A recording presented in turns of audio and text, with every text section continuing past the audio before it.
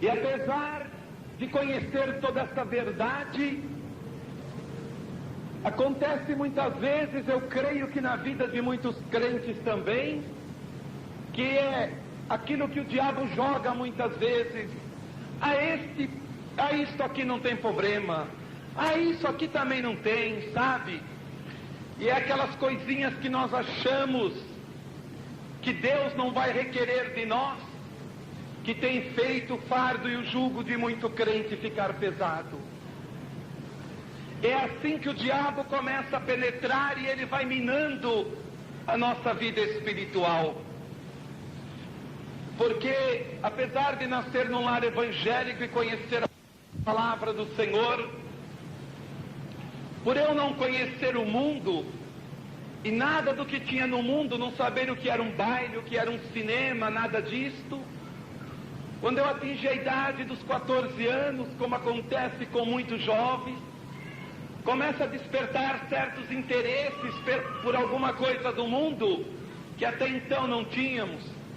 E assim aconteceu comigo, que apesar de conhecer toda a verdade aos 14 anos, eu conheci um grupo de moças e rapazes que não eram crentes, mas apesar de não serem crentes, e por jamais atacar os crentes, eu achava que eles eram exemplos de pessoas, e achava que eram os meus melhores amigos. Só depois de muito que eu fui descobrir que verdadeiramente amigo é só Jesus. E ali andava com eles, e quando chegava a hora de ir para o culto, eu ia para o culto, eles iam para cinema, para baile, mas durante o dia nos encontrávamos, conversávamos, mas eu esqueci que assim como nós somos instrumento nas mãos de Deus, há muitos que são também instrumentos do diabo. E muitas vezes nós não percebemos porque o diabo coloca uma máscara nessas pessoas, que você acaba acreditando que elas são maravilhosas, e você só percebe realmente que situação elas vivem, qual é a condição da vida delas, quando você entra no mundo delas. E andando com esses jovens, apesar de não serem crentes, certo dia, um deles disse para mim: Ezequiel, como é que você pode ter certeza que realmente lá dentro da igreja onde você vai, Deus está presente realmente, e Deus requer tudo isto que você faz? Você não pode fumar, você não pode beber, você não pode fazer isso e aquilo, e você está sendo privado da sua vida. Falou assim: já pensou se um dia você estiver velho, e então você de repente descobrir que tudo aquilo que você ouviu era uma mentira, que a Bíblia era uma mentira? O que é que vai ser da sua vida? Você ver que perdeu a sua mocidade.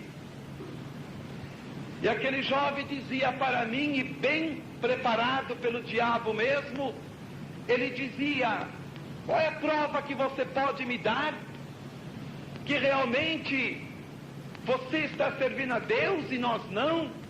Porque se você é feliz, nós também somos. Foi aí que eu comecei a me enganar. Eu estava enxergando a aparência dele, porque há muitos que, apesar de viver uma vida miserável, você olha na aparência e parece que vai tudo bem. E era isso que eu via na vida deles.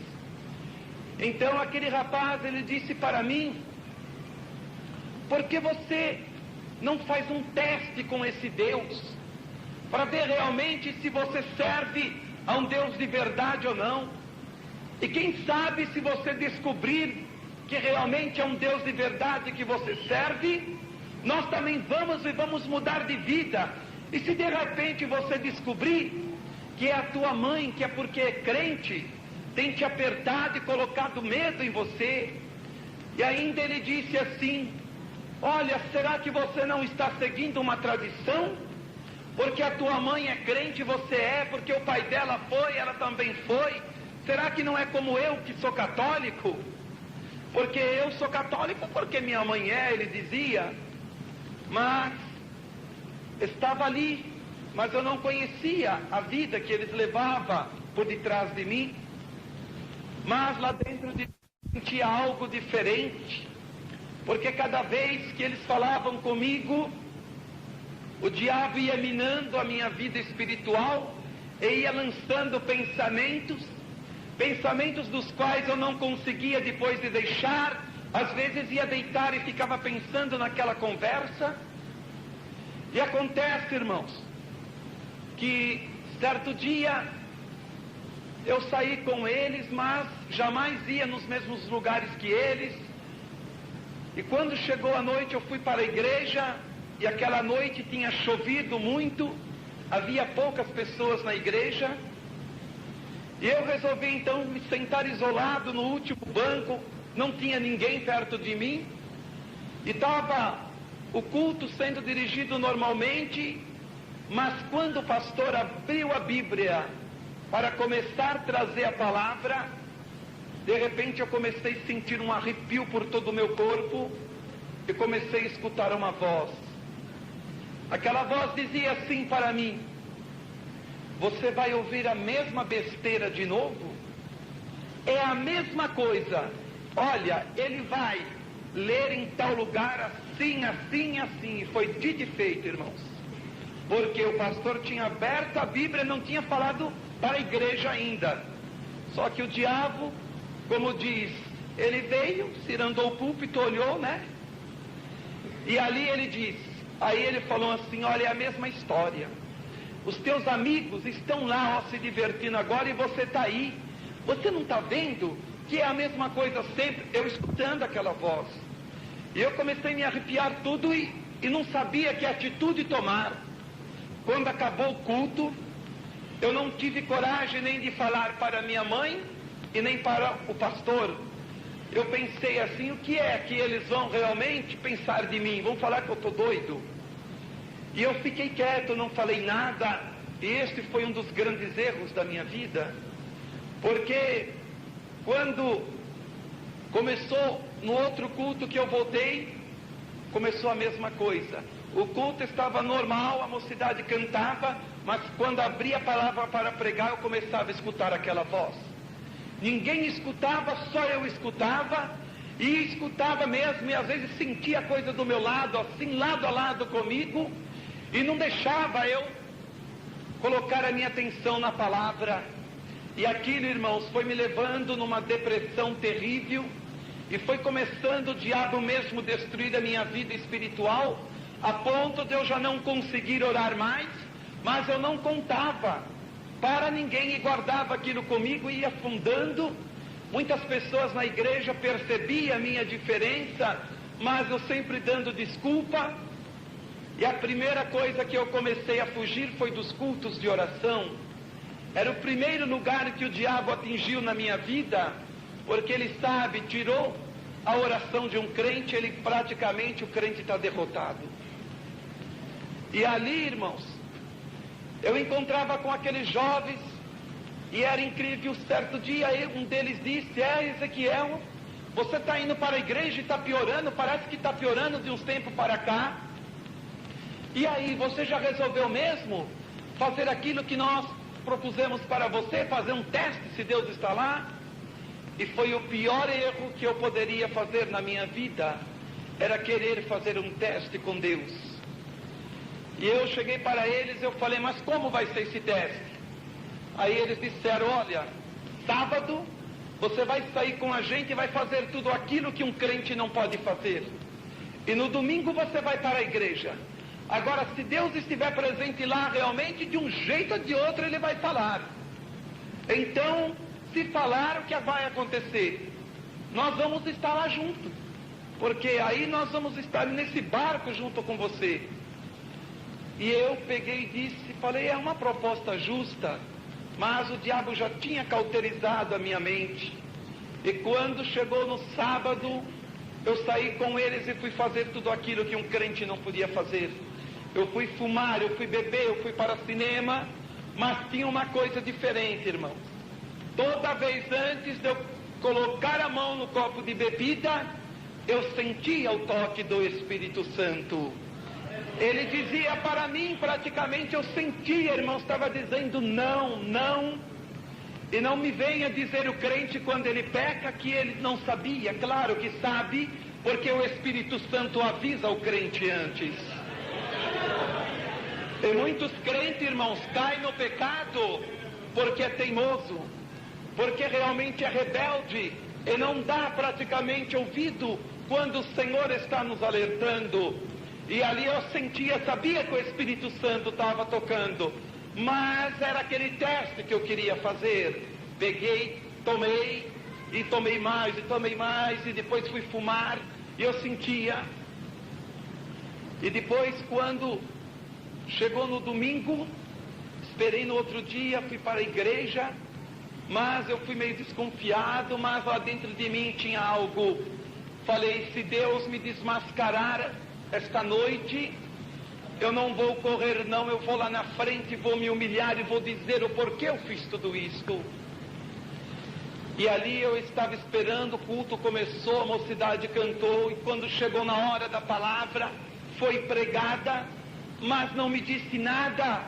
Irmãos, o diabo é tão astuto, já tinha cauterizado a minha mente, que eu não conseguia mais sentir o toque do Espírito Santo.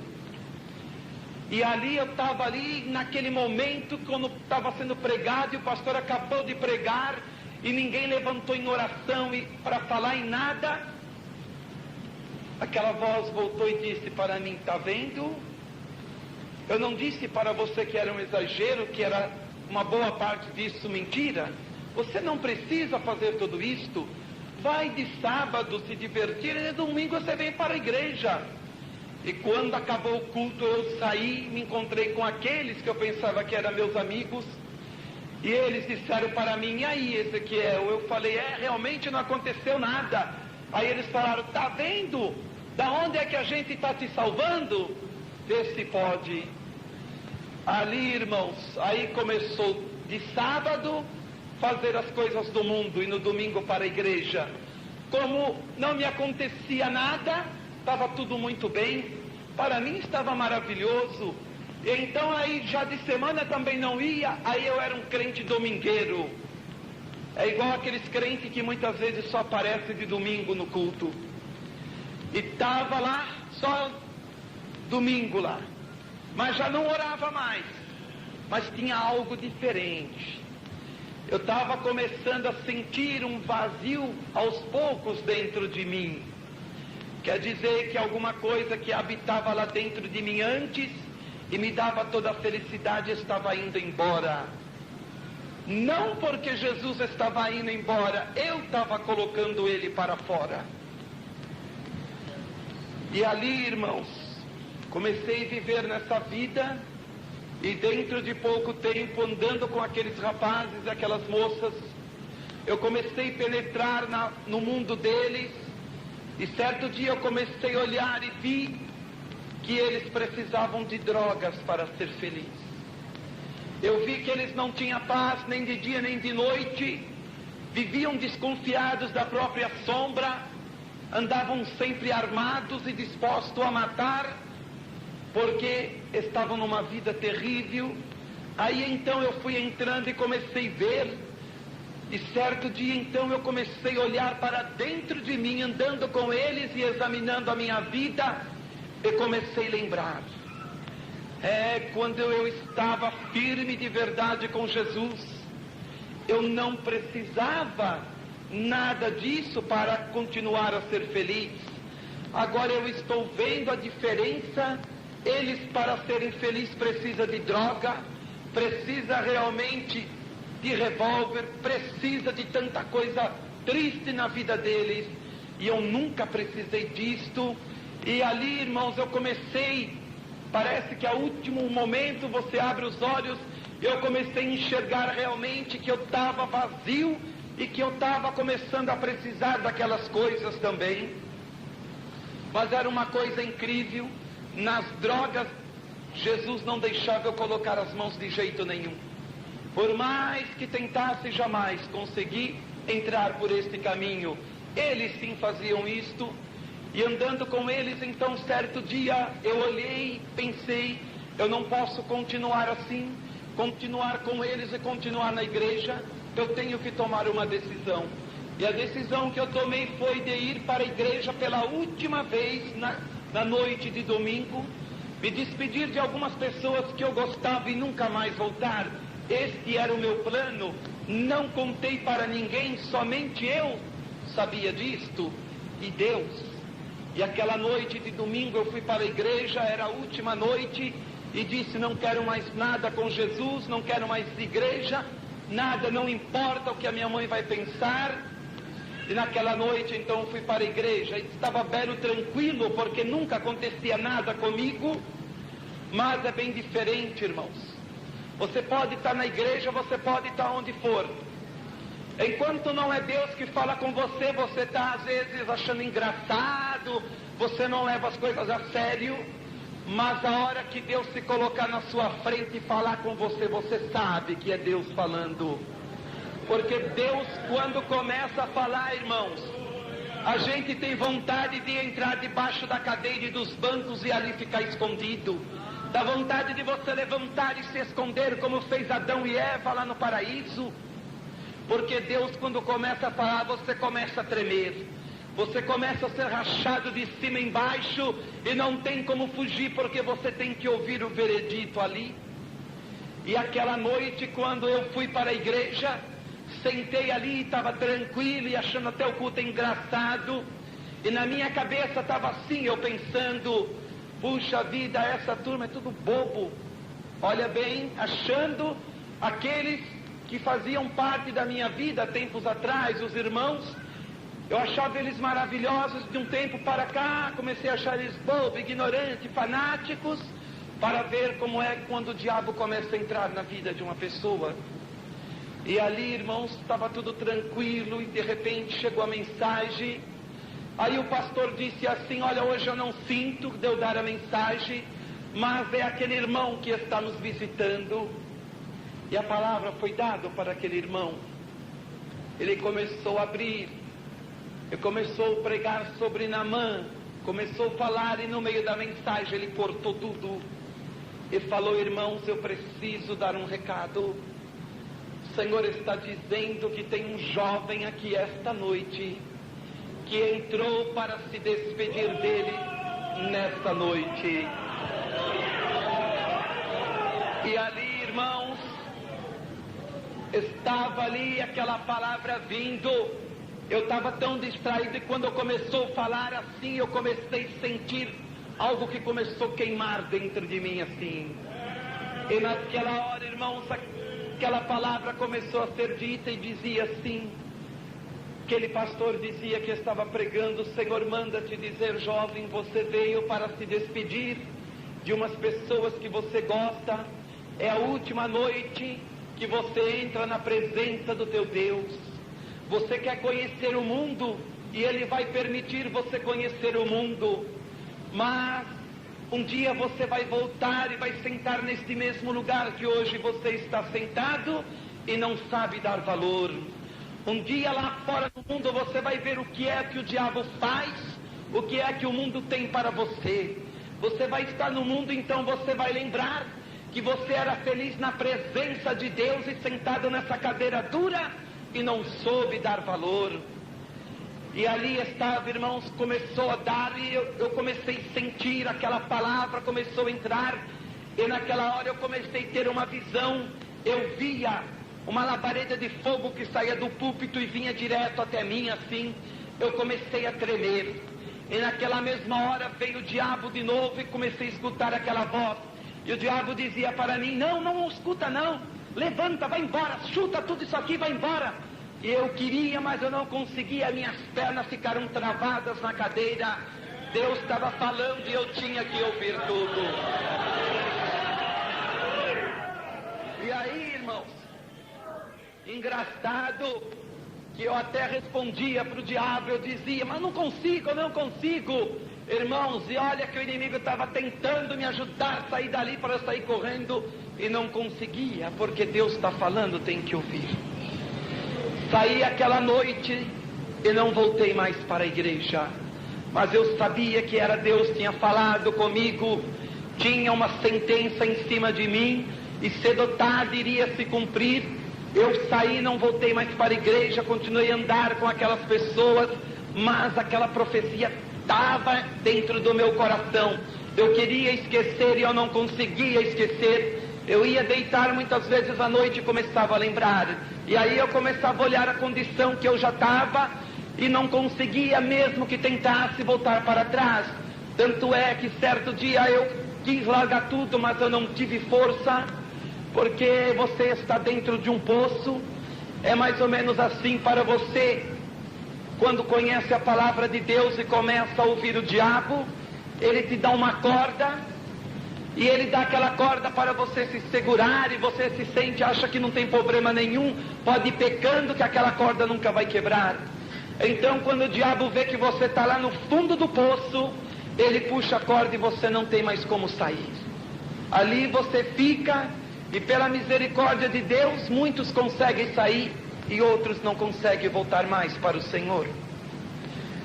E ali, irmãos, entrei naquele mundo e comecei a ver realmente como eles eram terríveis, e eles diziam: Ezequiel, Deus não está em nenhum lugar, você viu, o negócio é viver hoje, quem entrar na nossa frente nós temos que judiar mesmo e não sei o que. Eu comecei a ver e eu não conseguia concordar com aquilo, mas como falar ao contrário se eu já tinha sido laçado? E minha mãe então, ao ver a minha condição, ela sabia que eu iria começar a matar pessoas ou iria aparecer morto, porque volta e meia a polícia cercava todas as pessoas que andavam comigo, e era uma coisa terrível. E ele sempre dizia: Ezequiel, você precisa andar armado, porque e a hora que tiver que enfrentar a polícia, não sei o que. E eu pensava, eu falava: não, eu não quero isto, não preciso disto. E não consegui, irmãos, chegar, preciso disto. E não consegui, irmãos, chegar na mesma. E eu queria voltar e não conseguia. E certo dia, minha mãe, vendo a minha condição, ela resolveu, ela e meu pai, vender tudo e mudar para um sítio para tentar me salvar daquelas companhias. Acontece que eu iria dizer para eles: olha, eu não vou deixar os meus estudos e nem vou para um sítio, porque eu não gosto de sítio, não nasci num sítio, nasci na cidade. Mas o diabo veio e disse para mim: não, fala para eles que você vai. E quando eles estiverem lá no sítio, já se desfez de tudo aqui em São Paulo, você faz as tuas malas e vem embora, abandona eles e vai morar com um dos teus amigos. E assim, irmãos, eu deixei tudo planejado e falei para os meus pais que eu concordava, mas eles não sabiam qual era a minha intenção. E mudamos para aquele sítio, e eu deixei tudo marcado com os meus amigos. E quando foi chegando perto do dia para São Paulo, eu estava muito contente, faltava 2, 3 dias. Então meu pai e minha mãe, na simplicidade deles, pensava de ver eu contente, que eu tinha me acostumado com aquele lugar. E acontece, irmãos, que eu estava tão contente, e naquele sítio havia uma lagoa, e tinha umas carpas que estavam desovando, e elas estavam nadando muito na flor da água, e eu resolvi fisgar um daqueles peixes, dei para minha mãe fazer, e eu estava com aquele peixe, irmãos, na boca, quando eu me senti mal. Mas foi um mal-estar assim, durou uns 3, 4 minutos e passou, eu achei que não era nada. Mas acontece que Deus sabia que faltava uns 2 dias para mim fugir e ir embora. Então Deus começou a colocar o plano dele na minha vida ali. Comi aquele peixe, irmãos, saí com minha mãe e fui fazer uma compra a 3 quilômetros daquele sítio. Para ir eu fui muito bem, mas na hora de voltar, no meio do caminho, eu comecei a sentir uma moleza tão grande, e de repente começou a levantar uma dor no meu corpo, por todo o corpo, e eu já não consegui andar, firmar os meus passos para andar, e com muita dificuldade eu cheguei em casa, pensei que era um mal-estar, pensei comigo, vou deitar e amanhã eu acordo melhor. Eu estava enganado, porque eu iria deitar aquela noite e só iria levantar depois de quase 4 anos daquela cama. E quando amanheceu no outro dia, irmãos, já não havia mais só aquela dor, uma febre terrível no meu corpo e uma mancha nas minhas costas. E comecei a piorar de uma maneira tão terrível que eu já estava gritando na cama. Me colocaram num carro ali e me levaram para a cidade. O médico me deixou umas 2 horas em observação e tentando cortar uma febre, aquela febre que estava subindo e ela não cedia. E quando ela chegou a 40 graus, o médico falou: olha, e está subindo, falou, vai dar uma convulsão cerebral nele a qualquer momento. Já tentamos cortar de todas as formas com essas injeções e não conseguimos. A única salvação dele é vocês ir para São Paulo.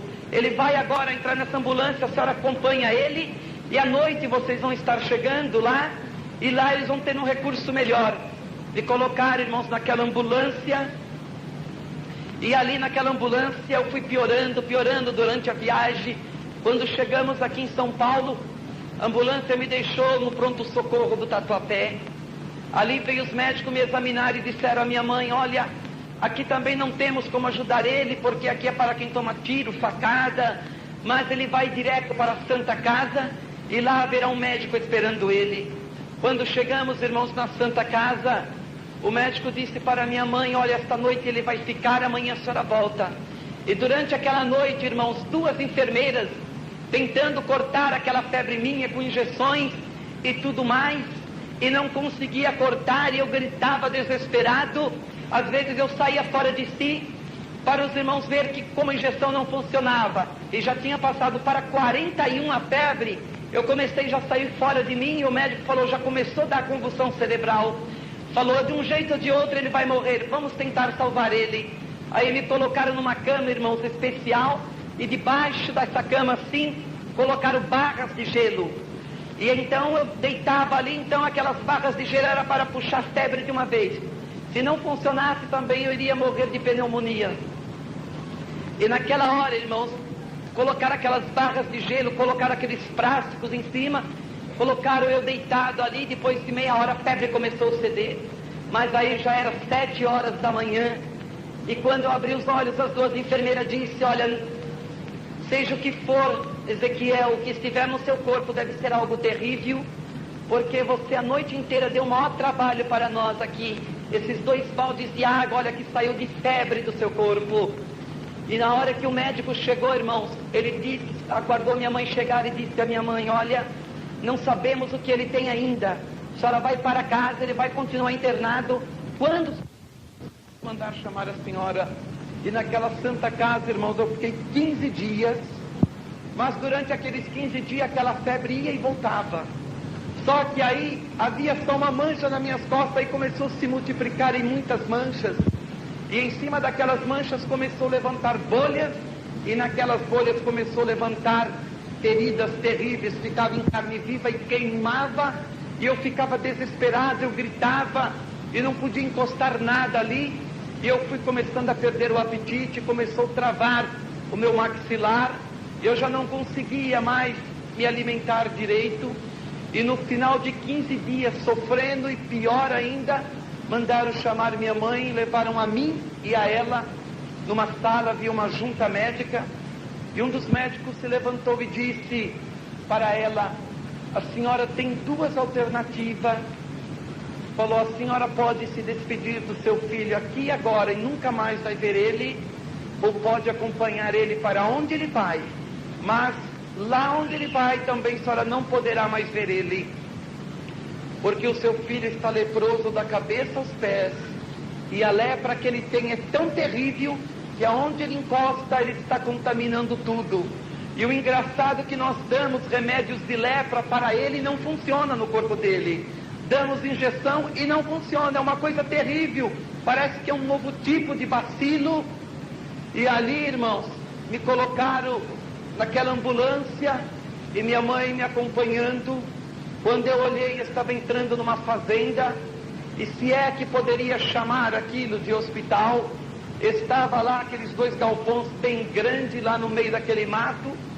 E quando chegamos na porta daquele hospital, o motorista da ambulância disse: olha, Ezequiel, você jamais tenta fugir daqui de noite, porque todos aqueles cachorros que estão presos no canil, exatamente às 7 horas da noite eles são soltos.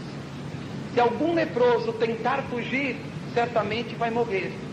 É melhor que morra um de vocês do que vocês tentem fugir daqui e contamine milhares de pessoas no meio da sociedade. E ele dizia, e esse outro hospital que está aqui do lado é do fogo selvagem. Sabemos qual que é pior, se é o fogo selvagem ou se é a lepra. Falou assim, olha, aquela cerca ali divide vocês, mas vocês também não podem chegar perto um do outro, nem o que tem a doença do fogo selvagem, nem a lepra. E ali o motorista ficou aguardando o médico saiu para fora e o médico falou para minha mãe, olha, a senhora pode se despedir do seu filho. E naquela hora, irmãos, quem diz de tirar a minha mãe dali? Ali eu comecei a chorar, mas eu não sabia se eu chorava porque eu nunca mais iria ver a minha mãe, ou se porque eu iria entrar naquele lugar e não iria sair nunca mais. E quando eu estava ali, o médico disse, Ezequiel, você tem duas alternativas. Você pode entrar pela porta do fundo ou você pode entrar por a porta principal. A grande diferença é que se você entrar pelas portas do fundo, você vai evitar de ver agora, dentro dos quartos, qual vai ser o seu futuro aqui dentro, daqui a alguns meses. Mas se você entrar por esta porta principal, você vai ver neste momento como é que você vai ficar daqui a alguns meses. Você vai ver dentro dos quartos. E o médico dizia, Ezequiel, pelos relatórios que chegou nas minhas mãos, a partir do momento que foi descoberta a sua enfermidade, você tem no máximo 1 ano de vida. E ele disse, o máximo que nós vamos poder fazer é ajudar você a morrer sem dor. Falou assim, o mais calmo possível, porque infelizmente eu não vou te enganar. Não tem cura, Ezequiel, e tem mais. Você ganhou um presente dobrado, porque você não vai poder ter ninguém ao teu lado, nenhum outro leproso. A tua lepra é desconhecida, é pior do que a deles. Eles vão morrer daqui 8, 9 meses também igual a você. Mas tem uma coisa, você vai para o isolamento total. Você vai para um corredor, ali onde não tem quase ninguém naquele isolamento. Você vai ficar sozinho num quarto e lá você vai passar os seus dias. E ali, irmãos, eu falei para o médico, falei, doutor, eu prefiro por esta porta principal.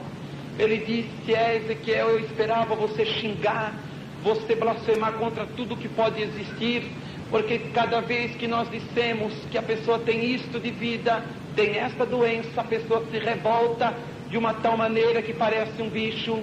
E eu disse para ele, falei, doutor, eu não quero fazer nada disto. E ele dizia, eu estou até impressionado com isto, de ver você tão jovem, mas ele falou, você está preparado? Falei, vamos, doutor. E quando eu comecei, irmãos, a entrar por aquele corredor, que ele fechou aquela porta e minha mãe ficou do outro lado, parece que um pedaço de mim ficou lá fora já.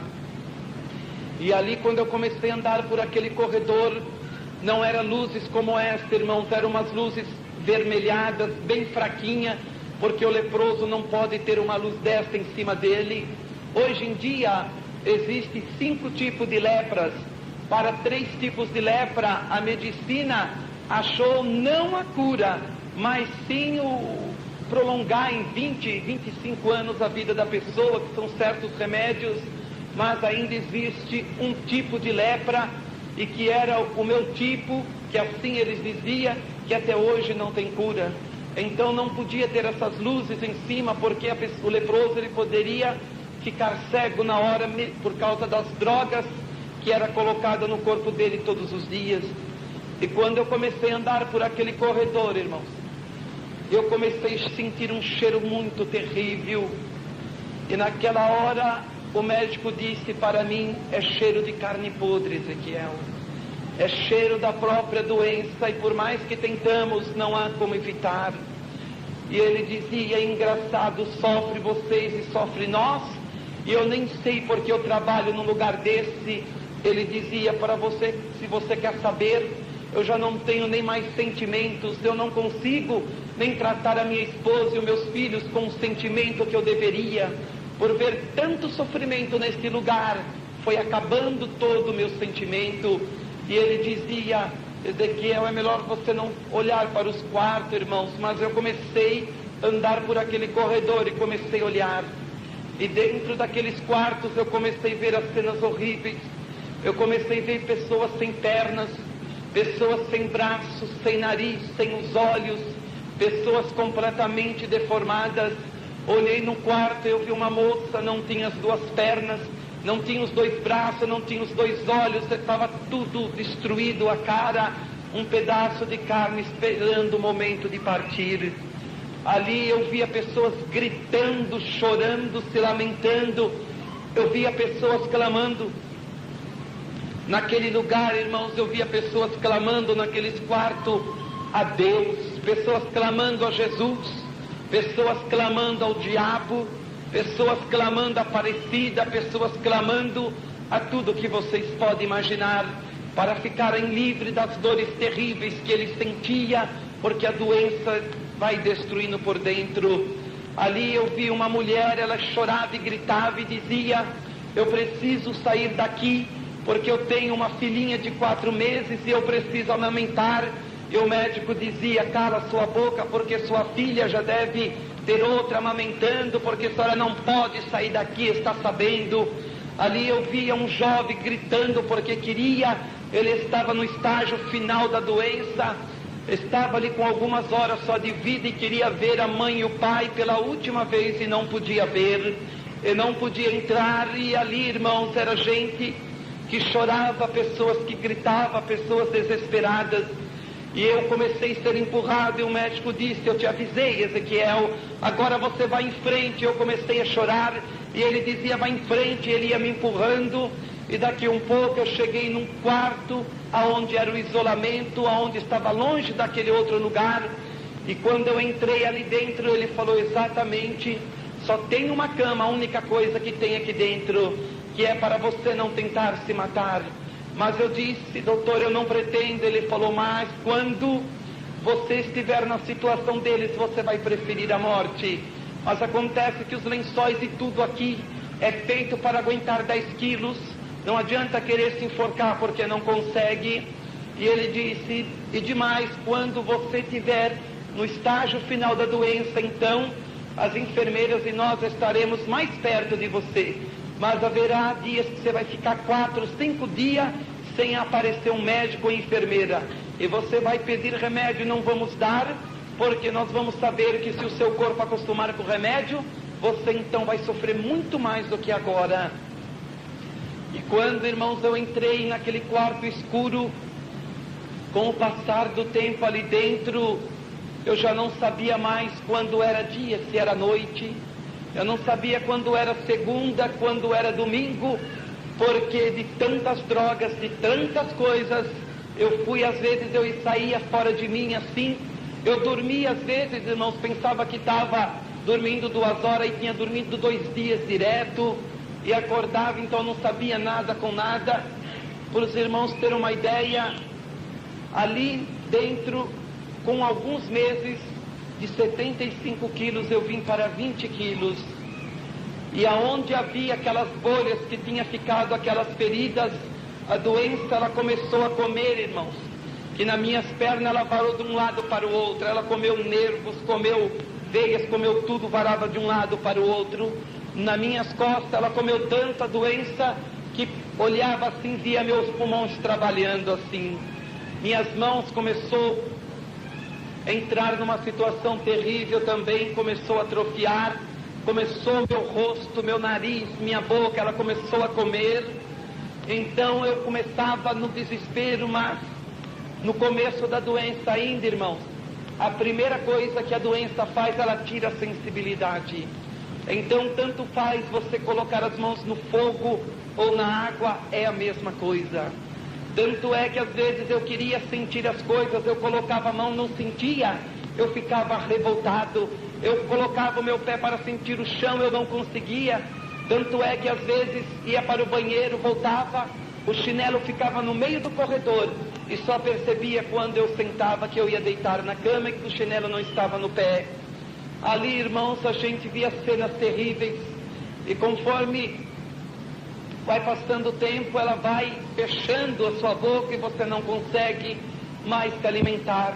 E aquela febre que não se aparta um minuto do seu corpo, é dia e noite, dia e noite. Então, às vezes eu via os leprosos gritarem que tinha bicho comendo por dentro do corpo deles, mas o médico dizia: não é, Ezequiel, é o bacilo que está atacando a parte nervosa do corpo deles, está destruindo o sistema nervoso, então é o momento final da doença. Então eles começam a gritar, pensa que tem bichos, e às vezes, irmãos, eu olhava pela fresta e via lá longe o leproso no desespero, ele saía pelo corredor gritando, e ele tacava o dente em cima assim da ferida e arrancava pedaço na boca. E não estou brincando, Deus sabe que eu não estou mentindo, irmãos. Ficava com o pedaço da própria carne na boca, aquela sangueira e os médicos em cima, correndo desesperado. Às vezes vinha o médico com uma agulha e ele começava a cutucar no dedo dos leprosos. Está doendo aqui? O leproso dizia não. E aqui está doendo? Não. E aqui? Ah, aqui está. Ele dizia: fecha os olhos. Eles pegavam uma tesoura cirúrgica, irmãos, e cortava a sangue frio os dedos do leproso ali na hora.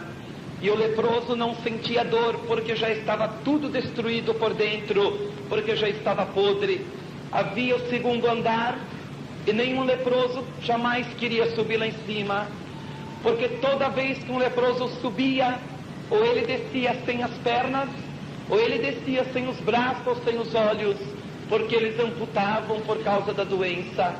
Então, irmãos, eu olhava aquilo, e quantas noites eu virava para a parede, eu chorava desesperado, e teve o tempo que eu já não me alimentava mais, somente as drogas abaixo de Deus mantendo a minha vida, e a ponto de eu já não poder mais colocar roupa no corpo e nem lençóis, tive que ser colocado numa cama especial, praticamente quase sem roupa. Irmão, e aqueles paixões passando assim, eu virava para o lado da parede, eu chorava, eu me desesperava. Eu queria, às vezes você pode dizer, mas como e por que você não buscava Deus? Porque o diabo tinha tido ordem de Deus para cauterizar a minha mente. O sofrimento, irmãos, é tão grande, acredite, que você não conseguia lembrar de nada. Eu não conseguia lembrar que um dia eu fui crente. Eu não conseguia lembrar de nada, já era tudo permitido por Deus. E eu estava naquele sofrimento terrível. E o mais duro é você estar num lugar daquele, praticamente com 20 quilos, entrando no estágio final da doença. A doença já aniquilou o rosto, o nariz, já aniquilou as pernas, as mãos e tudo aquilo, aquele cheiro terrível do seu próprio corpo, e você não pode fazer nada. E quantas vezes, irmãos, não é brincadeira, esse bife que nós comemos em casa, quantas vezes chegava aquilo, 200, 300 quilos no hospital, porque eles colocavam em cima da doença, e no outro dia não tinha mais aquele bife. Era para segurar um pouco, para que a carne do leproso não fosse destruído com tanta velocidade como era destruído. Então, ali diante de tudo aquilo, irmãos, a gente olhava e via o que acontecia quando subia lá em cima e eles amputavam e faziam tantas coisas. E diante de todo aquele sofrimento, e dentro daquele quarto, o que eu consigo me lembrar até hoje é que você já não pode mais se alimentar, e você vai sentindo algo terrível e sabe que a morte está chegando. Mas o mais duro não é só você saber que está morrendo, é você saber que está morrendo e não tem certeza para onde está indo. Isto deve ser a coisa mais dura na vida de uma pessoa que não tem Jesus. É ele um dia está no leito de um hospital e chega a hora da morte, e ele não tem certeza do que será da sua vida do outro lado da sepultura. E eu não tinha certeza o que seria da minha vida. E o mais terrível, eu queria ver a minha mãe e meu pai, não podia. Há quantas vezes eu queria o consolo realmente só de poder conversar um pouco e não podia conversar. Não tinha ninguém para consolar, irmãos. E o mais terrível é você ter que enfrentar a morte sozinho e sem ninguém. É por isso que às vezes acontece. E às vezes, naquele lugar, irmãos, quando eu comecei a entrar no estágio final da doença, ali, os médicos correndo para tentar me salvar, eu já comecei a cortar o testemunho por causa do horário, irmãos. Entrando ali praticamente no estágio final, eu comecei a querer entrar em estado de coma, e os médicos tudo ali em cima de mim, e tentando me salvar, mas praticamente eu fechei os olhos e já não estava praticamente mais consciente assim como eu estou aqui, somente trabalhando, mas já tinha fechado os olhos. Aí eu comecei a sentir, quando o espírito da gente quer sair, eu comecei a sentir que o meu espírito queria sair, e os médicos em cima, e eu naquele desespero, e naquele momento então, eu escutei aquela voz que disse: eu sou Lúcifer, eu vim para te buscar. Aí ele disse: sou eu mesmo que te tirei da igreja. Ah, sou eu mesmo que usei aquelas pessoas. Ele disse assim: seu miserável, dentro de alguns minutos você vai ser meu. E aí aonde o diabo cometeu o pior erro da vida dele, irmãos. Ele não esperou o momento, e naquela hora ele falou: olha, não fica triste, porque olha para onde você vai. E naquela hora, irmão, se abriu diante de mim aquela visão. Eu comecei a ver o Hades, e lá dentro eu comecei a ver milhões e milhões de pessoas sofrendo em desespero.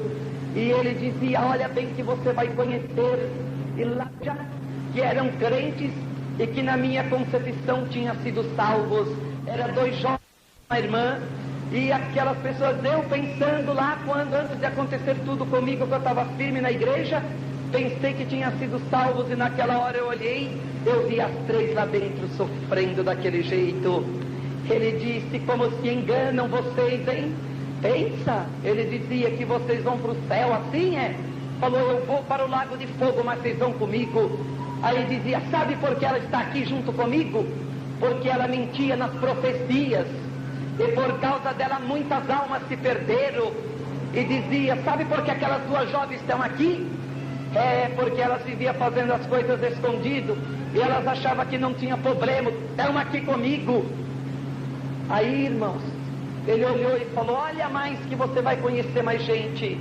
E comecei a ver algum daqueles rapazes que eu andava, e daquelas moças. Ele disse: exatamente enquanto você esteve internado aqui, eu matei ele já, porque eles eram meus, e os que são meus eu conheço. E ele dizia: mas aqueles que não são meus, eles podem estar no mundo do jeito que for, eu não consigo matar, porque eu sei que cedo ou tarde é daquele lá de cima. E ali, irmãos, olha, irmãos, ele mesmo dizia: aqueles que são daquele lá de cima têm uma marca que eu conheço. Ali, naquela condição, irmãos, ele dizendo: aquela lá eu matei, olha, de um jeito. Aquele lá se jogou do viaduto. Aqueles 2 lá, ó, a polícia matou. Fui eu só usei eles, e eles já estão aí. Falou: você vai com eles. Irmãos, eu via, era um fogo, mas um fogo, sabe, escuro. Você praticamente não enxerga, mas as pessoas, elas gemem desesperada. Elas gemem desesperada, e aquele sofrimento terrível. E naquele mesmo momento, irmãos, que eu vi naquela condição, naquele momento depois, eu já estou cortando testemunho, irmãos, porque nesse momento já fazia praticamente 3 anos que eu estava. Então, quer dizer, vinha médicos às vezes do Canadá, dos Estados Unidos, fazer conferência de dermatologia em São Paulo, e eram chamados para ver a minha causa. E quantas vezes queriam conversar comigo e eu não conseguia conversar. Então, às vezes, eles viam: está morrendo mesmo. Chegava um, tirava um pedacinho, outro tirava um pedacinho, dizia que ia levar para estudar. Então eles não se conformavam que eu era o único leproso, 3 anos praticamente no lugar daquele, e não tinha morrido, e estava daquele jeito e não morria. E quantas vezes, irmão, médico pensava que eu não estava escutando e eu estava escutando. E diante de tudo isso, ali, irmãos, o inimigo daquele jeito, e eu no momento final da minha vida, depois de tudo aquele tempo, pela primeira vez em 3 anos, eu me lembrei de Deus. No momento final de eu partir para o outro lado e para o Hades, naquela hora, eu me lembrei de Deus. E o que me fez lembrar de Deus, irmão, foi que na hora que ele começou a mostrar aquela visão e para o lugar que eu ia diante de instantes, e os médicos não sabiam o que estava se passando, eles estavam ali tentando me salvar. Naquele mesmo momento eu comecei a ter uma visão, outra visão diferente. Eu comecei a ver no alto, assim, de uma montanha bem reluzente, uma igreja. E dentro daquela igreja havia milhares e milhares de homens. Mas era uma beleza muito grande que eles tinham. Eu de repente olhei e não via mulheres. E eles tinham um instrumento nas mãos que não existe aqui na terra. E só depois de muito tempo que eu fui entender que eram anjos de Deus que eu estava vendo. Então, quando eu tive aquela visão também, naquela hora eu me lembrei de Deus. Aí eu caí em mim naquele momento final, irmão, que eu falei, eu não posso morrer desse jeito. Ali naquele momento a minha consciência ali por segundos ela voltou. E eu falei, não posso morrer desse jeito. Eu falei, Jesus, eu sei para onde eu estou indo. E eu sei o porquê eu estou indo. Só que naquela hora eu falei, Senhor, mas lembra daquela profecia. E naquela hora eu falei, Senhor, não me importa. A única coisa que eu quero é certeza da salvação. Se há esperança de salvação para mim, agora, Senhor, me dê um sinal, porque eu não vou ter medo. E naquela hora, irmãos, é coisa incrível. A pessoa, quando ela é salva por Deus, que ela vai partir, ela sente que ela está levada para cima. Mas quando ela pertence ao inimigo, o diabo começa a puxar para baixo. Você sente que vai passar assim, ó, pela cama, pelo chão e vai embora. E eu senti aquela coisa horrível do meu lado, querendo me puxar para baixo. E naquele momento eu fazendo aquela oração, e no momento que eu estava, irmãos, olha como Deus, ele conhece o que o ser humano pensa até na hora da morte. Naquela hora que eu falei, Senhor, se há mesmo, e eu posso ainda ter salvação, Senhor, me perdoa. Mas, irmão, só na mente falando isso, porque não tinha jeito. Eu falei, Senhor, me dê um sinal. E naquela hora, irmãos, que eu estava ainda pensando, eu comecei a escutar uma outra voz. Mas ali era a voz do Senhor pela primeira vez. E essa voz eu nunca vou esquecer na minha vida. Aquela hora, irmãos, eu comecei a escutar uma voz. E com todo aquele Hades, vendo o inimigo do lado, eu comecei a escutar uma voz que disse assim: a ti eu te digo que por amor a tua mãe, que é minha serva, e pelo meu povo que está orando e jejuando por ti, eu vou te dar a vida de volta. Irmãos, se ali o Senhor dizia, mas lembra bem que não é por causa de você, é por causa da oração do meu povo e de tua mãe que tem chorado. E ali, irmãos, o Senhor dizia para mim, mas para você sair deste lugar, você terá que provar que me ama. O diabo já quis te levar, mas eu estou repreendendo ele. Mas ele vai vir de uma outra forma, com uma outra proposta para poder te levar. Mas lembra que ele é mentiroso. Se você aceitar o que ele vai te oferecer, você perde a salvação.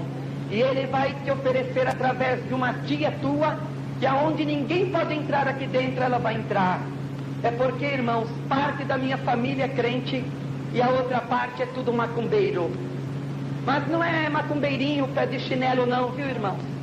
É macumbeiros que fazem um trabalho de macumba de manhã à tarde, eles têm a resposta para matar uma pessoa. E acontece que essa tia minha é a grande líder, né? E naquele momento, irmãos, ela não ia perder essa oportunidade de querer se vingar muitas vezes, quando ela dizia para minha mãe, que o Deus que a minha mãe servia não era o verdadeiro. Então ali estava a oportunidade para ela querer confirmar. Só que o Senhor já tinha me avisado. Ali, irmãos, eu comecei a voltar a si. Quando eu comecei a voltar a si, aí eu não sei quantos dias passou. Aí eu estava naquela situação. A única coisa que tinha melhorado é que a febre de 3 anos tinha ido embora. Então eu estava mais tranquilo, mas nem melhorava e nem piorava. Passou alguns dias, creio eu estou lá deitado naquele quarto escuro, eu escuto aquele barulho de salto alto. E naquele momento eu vejo ela chegar perto da minha cama e ela disse: Ezequiel, quem disse que ninguém entra aqui? Os meus dias abriram o caminho para mim entrar.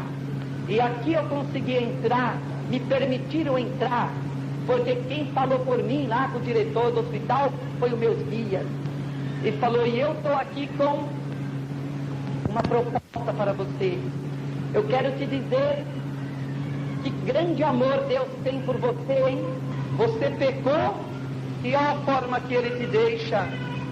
E aí ela dizia: olha, o Deus da sua mãe deve ser bem surdo, porque eu vi a tua mãe, sabe, esses dias, e eu notei uma coisa nela. Ela estava indo para a igreja com a cabeça baixa, sabe? Mas eu notei uma coisa, na hora que eu conversei com ela, eu estava debochando dela mesmo. Eu olhei e eu vi nos joelhos dela, estava cheio de ferida. Mas eu acho que é de passar as noites orando para um Deus que não escuta, né? E ela dizia: onde será que está o Deus da sua mãe? Mas naquela hora eu não podia conversar, né, irmãos? Mas eu pensei dentro de mim, eu falei: está aqui porque falou comigo antes de você chegar aqui. Então, irmão, ela pensou que ela estava dando,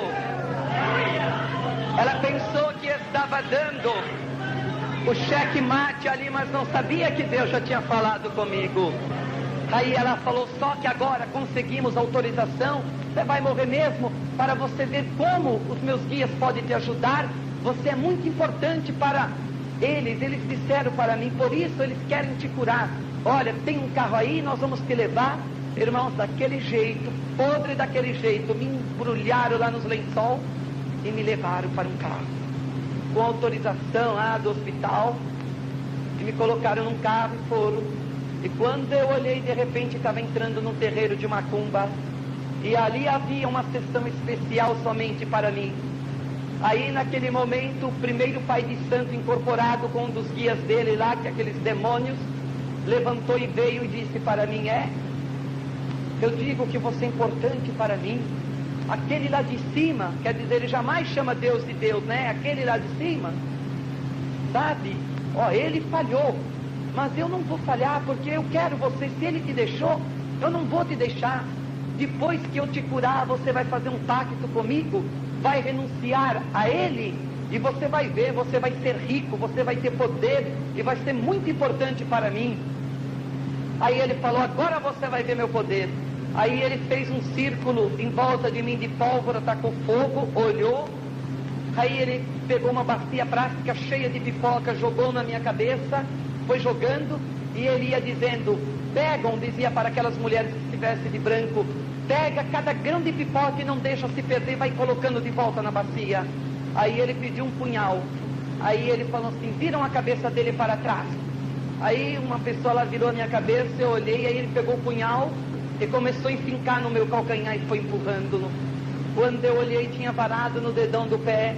Aí ele disse: está vendo o meu poder? Está aí, enfinquei tudo esse punhal e não saiu uma gota de sangue e você não sentiu dor. Mas quando eu quero, olha o que acontece. Aí ele puxou. Quando ele puxou, começou a sair aquela sangueira e ele dizia: pega o sangue dele e também não deixa perder. Aí disse para os pais de santo: agora pega o sangue, fez ela vermelha, branca, e vocês pegam este punhal e essa bacia cheia de pipoca. Eu quero vocês antes da meia-noite, antes que entre a linha da esquerda, eu quero vocês no cemitério da Vila Formosa, e eu quero vocês lá no meio daquele cruzeiro. Quantos dos irmãos conhecem o cruzeiro do cemitério lá? Os irmãos viram, né, que aquilo lá tem quase uns 20 metros de altura. E falou, eu quero vocês lá e eu vou estar lá esperando e faz o trabalho. Só que é vida por vida, o demônio dizia para o pai de santo. Não deixa ninguém virar as costas depois que o trabalho tiver feito. A responsabilidade de vocês. Quando chegamos naquele cemitério, irmãos, entramos lá dentro e quando chegamos naquele cruzeiro, às 9 horas da noite, começaram a fazer o trabalho. Colocaram aquela bacia plástica de pipoca ali, enfincaram o punhal no meio, começaram a acender velas em volta, começaram a fazer mais coisas. Quando o trabalho estava completamente feito, os pais de santo falou, agora todo mundo sai de costa. Só que ninguém, irmãos, ele dizia, ninguém vire para trás mais, hein? Só que eles tomaram conta de todos os meus parentes, de outros que estavam junto ali. Só que esqueceram de mim, quer dizer, esse está morrendo, não precisa se preocupar. Só que estava lá dentro de mim, falei, Jesus, eu não tenho nada a perder, eu vou virar para trás. E ele, com a maior preocupação com todo mundo, irmãos, com todo mundo, esqueceu de mim. Mas, aí eu estava sendo carregado, quando eles afastaram 50 metros, eu virei a cabeça para trás e olhei. O fogo daquelas velas estava da altura daquele cruzeiro de quase 20 metros, que é impossível uma vela fazer fogo dessa altura, certo? E no meio daquele fogo, eu olhei e eu vi o demônio. Ele estava sapateando, sorrindo, em cima daquele sangue e das pipocas que foi oferecido, mas não era rabo de chifre, igual eles enganam os tontos por aí, por dentro dos terreiros de macumba. E eu sei que engana, irmãos, porque minha família é disso, e a vida inteira eles sempre conversaram comigo sobre essas coisas. Então ali eu olhei e eu vi praticamente um anjo, mas era uma beleza tão tremenda, irmãos. Era uma beleza, não é glória a Deus não, irmã, o diabo é terrível, né? Não vamos dar glória a Deus para o nosso inimigo não, senão... E ele tinha ali, naquele momento, irmãos, eu vi como ele era. Se nem os pais de santo vê como ele é na verdade, ele engana os pais de santo. Mas acontece que ali eu vi, e ele se revoltou, porque quando ele olhou, ele viu que eu estava olhando, ele começou a chutar todas aquelas bandejas de pipoca, aquelas velas, e na mesma hora o pai de santo que estava na minha frente começou a ficar leproso. Porque o trabalho foi quebrado e ele tinha avisado. E acontece que os outros pais de santo falou, mas o nosso amigo não vai morrer não, seu miserável, você vai junto, a gente queria te ajudar, e olha o que você fez. E eu pensei lá dentro, Satanás, você conhece, você sabe que não queria eu estar aqui, eu fui trazido à força aqui, eu não disse que queria estar aqui. Falou, mas agora nós vamos voltar tudo para o terreiro, antes que o nosso amigo morra aqui, vamos conversar com Lúcifer, realmente o que pode se fazer. Só que eu disse lá dentro de mim, falei, Jesus, se realmente tu tem um plano comigo, não deixe colocarem as mãos em mim. Quando nós estávamos entrando naquele terreiro pela segunda vez naquela noite, aqueles pais de santo que estavam lá dentro do terreiro esperando nós começaram a andar para trás. Começaram a andar para trás e começaram a falar, agora nós odiamos ele, leva ele para fora daqui porque não queremos mais ver a cara dele, porque acontece que nós já sabemos o que aconteceu lá no cemitério. Falou assim, nós odiamos ele, leva ele embora daqui. E os meus parentes que trabalham com ele, conversa com ele cara a cara assim, dizia, não, mas dá mais uma oportunidade, mostra o seu poder, como é que eu vou ficar diante da mãe dele, dizia minha tia. Não, porque agora eu quero mostrar para ela que o Deus dela não é nada. E aí o demônio dizia, e como posso eu colocar as mãos nele de novo, se tem um homem de branco ao lado dele guardando?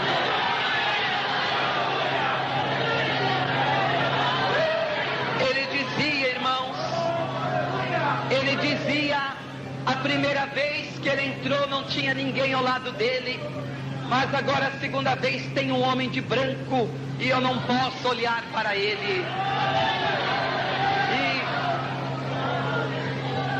E os meus parentes, irmãos, do lado procurando o homem de branco, e dizia, mas cadê? Eu não enxergo, onde é que ele está? Não sei o que. que ali eles tiveram que me tirar dali e me levaram de volta para o hospital. Só que quando eu cheguei lá, eles falaram: Ezequiel, você queria morrer, então agora você vai morrer, porque nós vamos fazer tudo quanto é trabalho de candomblé e de quimbanda para você. Você vai ver o lado terrível da macumba que você não viu. E ela falou: agora você não pode viver mesmo. Irmãos, passou alguns dias, eu comecei a sentir cheiro de vela, cheiro de pinga. Eu sentia, o inimigo, ele chegava na beira da minha cama assim, ó, e sentava. Eu escutava o barulho da minha cama, quando abaixava. Aí eu sentia aquela coisa horrível. E numa daquelas noites, sentindo todo aquele cheiro, aquelas coisas, eu comecei a ter uma visão, irmãos, e com os olhos abertos, eu via o cemitério que eu tinha estado, eu via uma sepultura, mas naquela sepultura estava vazia. Eu via o número da quadra e via tudo aquilo, mas acontece que naquela hora que eu estava vendo, em volta daquela sepultura, estavam os meus pais cantando. E naquele mesmo momento, irmãos, pela segunda vez comecei a escutar a voz do Senhor falar comigo. Aquela hora o Senhor começou a dizer para mim, irmãos, e eu ouvi a voz.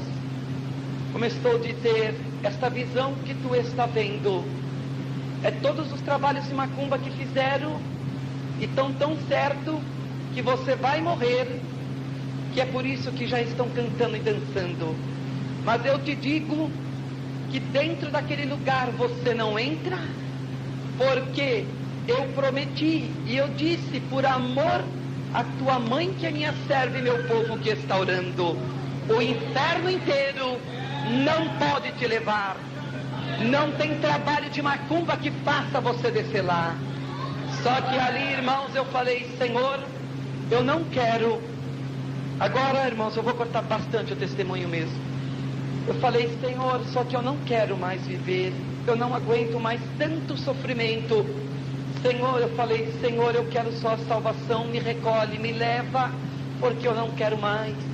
Aí o Senhor disse: mas por que você pede isto, se eu vou te curar esta semana? Irmãos, naquela semana, entra naquele lugar um presbítero e a esposa dele. O lugar aonde ninguém podia entrar. Quando Deus quer, Ele coloca quem Ele quer. Lá entrou aquele presbítero e a esposa dele, vieram direto no meu quarto e disseram: irmão Ezequiel, faz 2 meses que minha esposa não dorme quase, porque o Senhor tem praticamente atormentado ela, porque ela tem tido sonhos sempre com um rapaz leproso, e que este rapaz precisa da nossa oração, porque está em nossas mãos a cura deste rapaz. Só que por todos os lugares que andamos não é ninguém do que vimos, e quando olhamos para você agora, é você que vimos na visão. Colocaram, irmãos, as mãos em mim, oraram e foram embora. Passou 5 minutos, me perdoe a expressão, irmãos, mas é a verdade. Começou a me dar uma vontade de vomitar. Eu disse: vomitar o quê? Vomitar o quê? Aqui vai sair pedaço de fígado, de rim, porque está tudo podre. Mas naquela hora escutei a voz do Senhor novamente a dizer: não tenha medo, porque eu estou te curando. Comecei a vomitar sangue, bolas e bolas de sangue coalhado, parecia uma carniça. Quando acabei de vomitar, tinha vomitado 6 litros de sangue. Quando os médicos vieram correndo desesperados, aí eles enlouqueceram de vez, porque falou: mas se ele vomitou 6 litros de sangue, o que é que tem no corpo dele agora? Aí vai eles me abrir para ver. Quando eles examinam, eu tinha outros 6 litros de sangue limpinho dentro do meu corpo. E depois, irmãos, de tudo isto, eu comecei a me recuperar e fui melhorando, e os médicos não se conformavam, e fui melhorando ali, fui melhorando. Depois de alguns meses, aí eles me deram autorização, era passagem de ano. Eles falaram: Ezequiel, como você já está bem melhor, e como um grande milagre está acontecendo na sua vida, nós vamos deixar você ir durante 10 dias para casa, e depois disto, você tem que voltar. E eles deram um jeito de colocar roupas até aqui em mim, para que minha mãe não visse o jeito que eu estava tudo deformado. E ali, irmãos, quando eu cheguei na minha casa no primeiro dia, escutei a voz do Senhor novamente a dizer: há de entrar dentro de algumas horas neste teu quarto um rapaz que vai te convidar para você ir à igreja dele, dar o testemunho do que eu fiz na tua vida. Somente vai. Irmãos, olha como é que Deus faz. Como? Eu pensei, como? Eu sabia, eu conhecia a voz do Senhor, sabia que era Ele. Como vai? Eu pensei, estou com a mão tudo deformada, o rosto, a boca, o nariz, tudo destruído, o meu corpo, e eu vou assim? Estou parecendo um bicho. E estava mesmo, irmãos, coisa terrível. Só que naquela hora, irmãos, o Senhor disse para mim: tu queres voltar para o leito de dor? Vou cumprir o que eu estou te dizendo. Ah, irmãos, o Senhor acabou de falar, bate palma lá no portão. Um rapaz perguntou para minha mãe: é aqui que mora o irmão Ezequiel? Ah, é, posso ver? Pode entrar aquele rapaz. Irmão Ezequiel, eu vim te convidar para você ir na minha igreja, ser a primeira igreja que você vai dar o testemunho. Mas Deus cegou aquele rapaz, irmão, porque se fosse um outro, jamais iria me convidar de ver do jeito que eu estava, tudo defeituoso. E era um rapaz, ele era da Assembleia de Deus, ali da Conselheiro Carrão, perto do Hospital Carrão. E era ali que eu tinha que ir. Eu perguntei para ele, quando é? Ele falou, sábado agora. E o dia que ele foi era segunda-feira. E eu falei, então, eu aceito, disse para ele, conversando ainda, nem estava podendo andar direito. Ali ele foi embora, irmãos. Na terça-feira eu estava do mesmo jeito, quarta-feira eu estava do mesmo jeito, mas, quando foi na quinta-feira, eu lá dentro de mim pensando, falei, Senhor, eu não vou desse jeito, como eu vou no meio do teu povo desse jeito?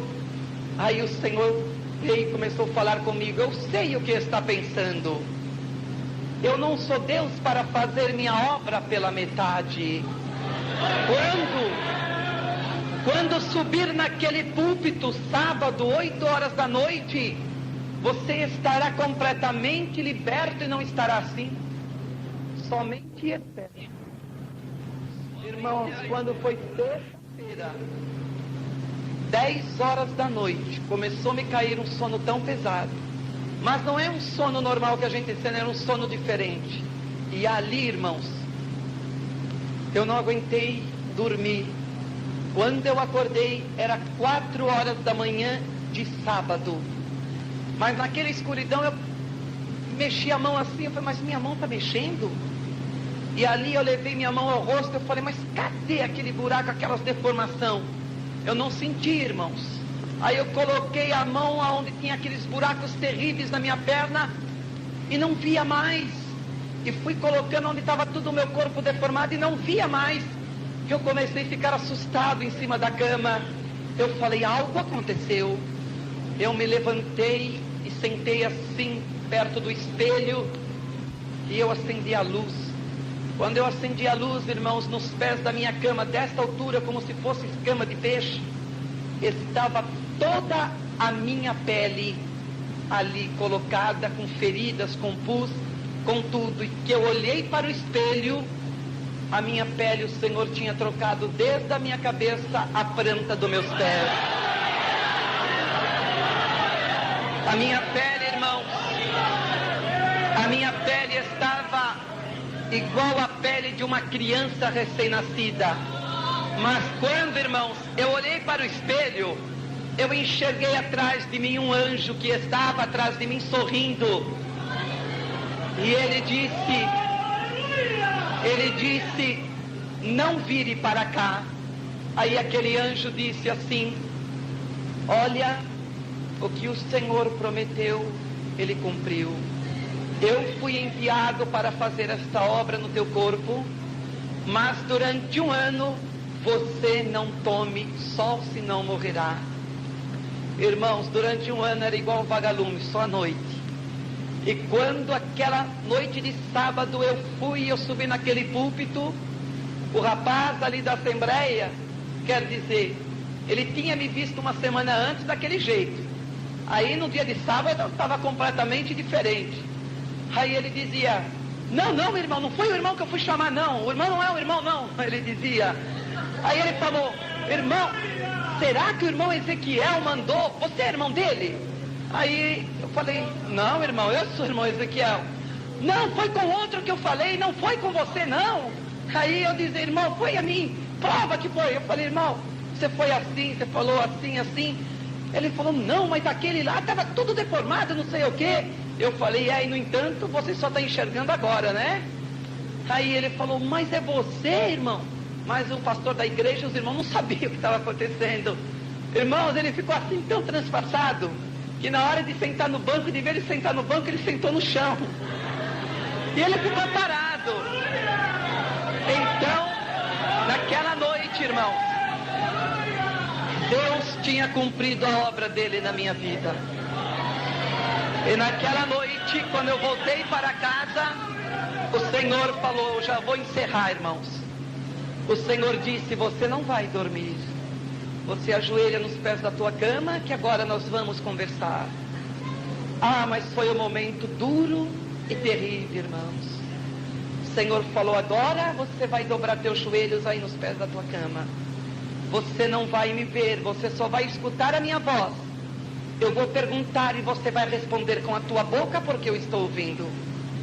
E eu me lembro, a primeira pergunta que o Senhor fez foi: o que você achou de fazer um teste comigo? Era a primeira pergunta, irmãos. O que você achou de brincar com meu nome, com minha palavra? E brincou de ser crente. Você não queria fazer um teste e saber aonde é que eu estava? Agora você sabe. O Senhor disse para mim: o que é que o mundo te deu? O que é que os teus amigos te deram? Por que não te socorreram na hora da aflição? Irmãos, e tendo que responder, o Senhor falou: isto é para que nunca mais brinca com meu nome e brinque de ser crente. O Senhor falou: agora volta e senta naquele banco duro que você nunca soube dar valor. E o Senhor disse: e o dia que brincar com meu nome, certamente você morrerá, não haverá segunda vez. O Senhor falou: agradeça a tua mãe e ao meu povo todos os dias da tua vida, porque muitos por muito menos se desviaram e estão no inferno, e lá você viu. E eu não sou brincadeira. Então, irmãos, está aí o exemplo para algum crente que tenha pecado escondido. É a noite de você parar com o teu pecado e se consertar. Porque depois de você ouvir esse testemunho, mas aquele que é o principal está te vendo, e é Jesus. É a noite de você tirar o pecado da sua vida. E eu sempre digo que a maior derrota do crente está, irmãos, quando o crente começa a pecar. Diz ele correr aos pés de Jesus e implorar perdão e confessar, não. Ele esconde o pecado. Então o diabo vai dando corda, e quando ele percebe, ele está lá no buraco. E o crente, quando ele começa a pecar, ele começa a fugir da presença de Deus. Ele não quer ir para a oração, porque ele tem medo que Deus vai revelar o pecado. Mas não adianta, a hora que Deus quiser falar com você, você vai acabar num leito de um hospital ou da tua casa, e de lá você não pode sair, e lá você tem que ouvir Deus falar.